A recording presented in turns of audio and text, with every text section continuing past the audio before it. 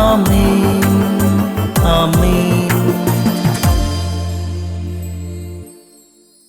യേശുവിൻ്റെ ഏറ്റവും പ്രിയമുള്ള കുഞ്ഞെ, സങ്കീർത്തനം 30:5. അവിടുത്തെ കോപം നിമിഷ നേരത്തേക്കേ ഉള്ളൂ, അവിടുത്തെ പ്രസാദം അജീവനാന്തം നിലനിൽക്കുന്നു. അവിടുത്തെ കോപം നിമിഷ നേരത്തേക്കേ ഉള്ളൂ.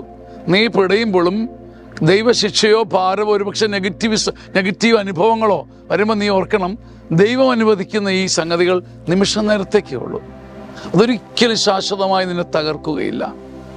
ദൈവത്തിൽ ആശ്രയിക്കുന്നതിനെ സംബന്ധിച്ചിടത്തോളം അവിടുത്തെ കോപം നിമിഷ നേരത്തേക്കുള്ളത്. എത്ര കഠിനമാണെങ്കിലും അത് നിമിഷ നേരത്തേക്കുള്ളൂ. പക്ഷെ അവിടുത്തെ പ്രസാദം ജീവിതകാലം മുഴുവനും കുഞ്ഞെ നിന്നെ താങ്ങി നിർത്തും. അവിടുത്തെ കോപം നിമിഷ നേരത്തേക്ക് സഹിച്ചാൽ അജീവനാന്തമുള്ള ദൈവപ്രസാദത്തിന് നീ അർഹനാകും. അത് നീ സഹിക്കാൻ പഠിക്കണം.